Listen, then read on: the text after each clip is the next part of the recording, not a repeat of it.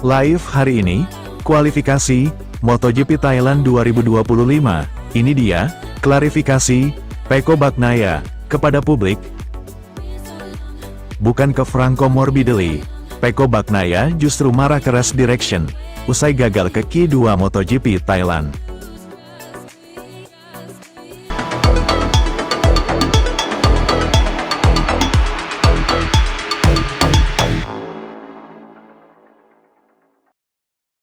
Live hari ini, kualifikasi MotoGP Thailand 2025. Ini dia, klarifikasi Pecco Bagnaia kepada publik.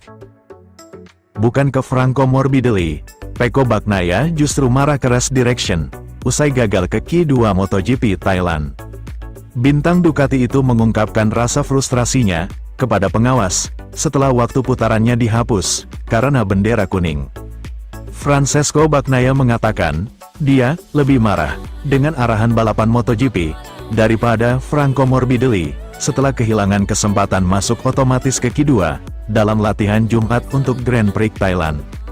Pembalap pabrikan Ducati, Bagnaia, sedang melaju dengan sangat cepat di menit-menit terakhir sesi latihan kedua ketika ia bertabrakan dengan sesama pembalap Akademi VR46, Morbidelli, di jalur balap di tikungan 5. Dan harus menghentikan upaya terakhirnya untuk memasuki bagian kedua kualifikasi. Akan tetapi, Bagnaia yakin bahwa yang benar-benar membuatnya kehilangan kesempatan di Q2 adalah keputusan pengawas balapan yang membatalkan waktu putaran sebelumnya karena bendera kuning yang keliru. Pebalap asal Italia itu sempat mencatatkan waktu 1:29.492 s beberapa menit sebelum berselisih dengan Morbidelli, tetapi catatan itu segera dihapus setelah ia diketahui melaju lebih cepat selama masa peringatan. Pebalap asal Italia itu sempat mencatatkan waktu 1:29,492 detik beberapa menit sebelum berselisih dengan Morbidelli, tetapi catatan itu segera dihapus setelah ia diketahui melaju lebih cepat selama masa peringatan. Awalnya diduga bendera kuning dikibarkan akibat kecelakaan Marco Bezzecchi di tikungan 3, namun ternyata Bagnaia sudah melewati bagian itu jauh sebelum pebalap Aprilia itu terjatuh.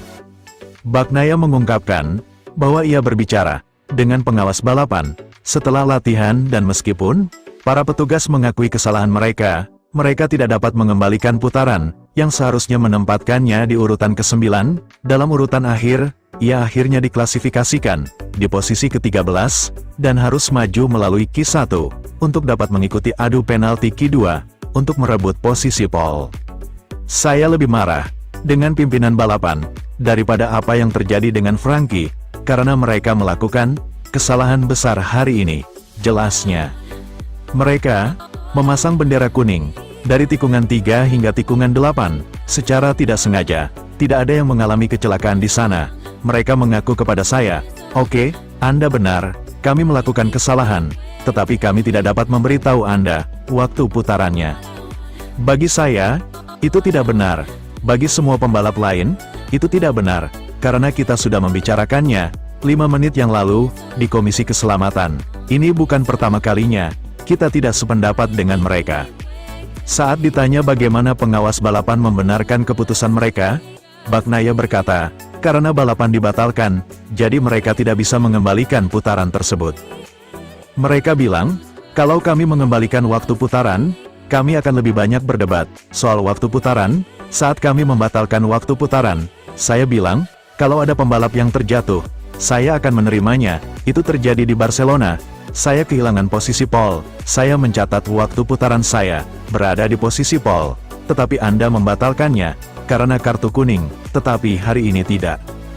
GP Thailand menandai akhir pekan balapan pertama, Simon Cravar sebagai kepala pengawas MotoGP, tetapi Bagnaia mengklarifikasi bahwa keputusan tersebut berada di bawah yurisdiksi kontrol balapan.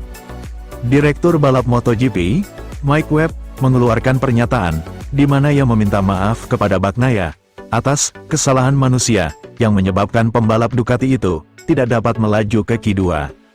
Race Direction memutuskan bahwa bendera kuning dikibarkan secara tidak benar pada putaran yang dibatalkan Bagnaia. Hal ini disebabkan oleh kesalahan manusia. Putaran dibatalkan karena melewati bendera kuning, bukan karena seorang pembalap melewati sektor yang mengalami kecelakaan. Kami tidak dapat membatalkan pembatalan putaran bagi pembalap yang melihat bendera kuning. Namun, kami dapat, dan memang, meminta maaf kepada Bagnaia dan tim Ducati Lenovo atas kesalahan manusia tersebut. Sementara itu, Morbidelli dijatuhi penalti turun 3 posisi grid karena menghalangi Bagnaia di akhir latihan. Meski pembalap VR46 itu mengakui hukumannya adil, ia menjelaskan situasi berbahaya yang dialaminya saat sejumlah pembalap di depannya memperlambat lajunya, sementara petugas patroli mengevakuasi motor BZC yang terjatuh meski bendera kuning tidak berkibar. Saat saya tiba di tikungan 4, saya melihat mereka melaju 5 detik lebih lambat dari biasanya di sektor itu, jadi saya juga memperlambat laju. Tetapi saat saya memperlambat laju, saya berbalik arah, dan saat saya berbalik arah, Pecco langsung datang, karena dia tidak memperlambat laju, karena waktu putaran itu sangat penting untuk lolos ke Q2 baginya.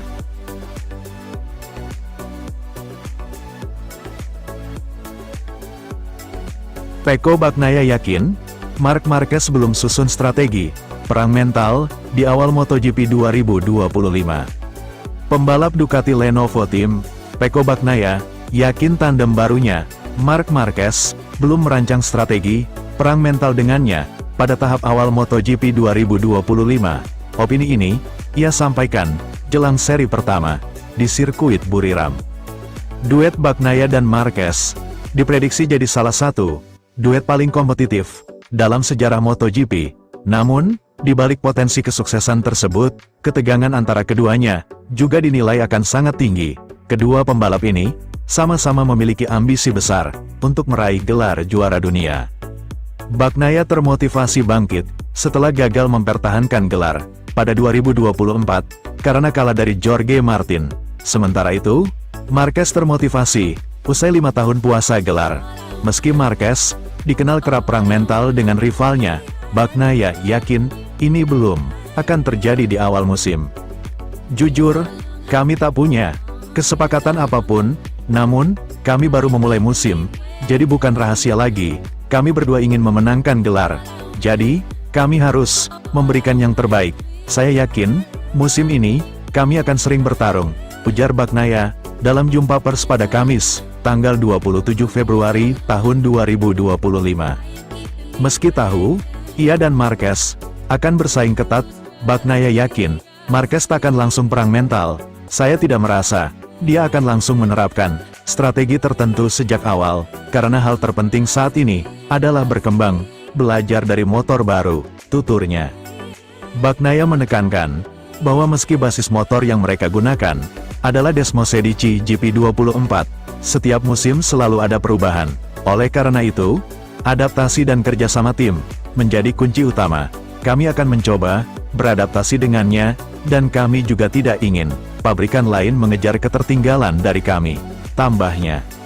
Sebagai catatan, Bagnaia, Marquez, dan Fabio Di Giannantonio sama-sama akan mengendarai motor Desmosedici GP25 di MotoGP 2025. Namun, motor tersebut dipastikan akan tetap menggunakan mesin Desmosedici GP24, alias mesin tahun lalu, yang dinilai memiliki performa lebih baik dan stabil.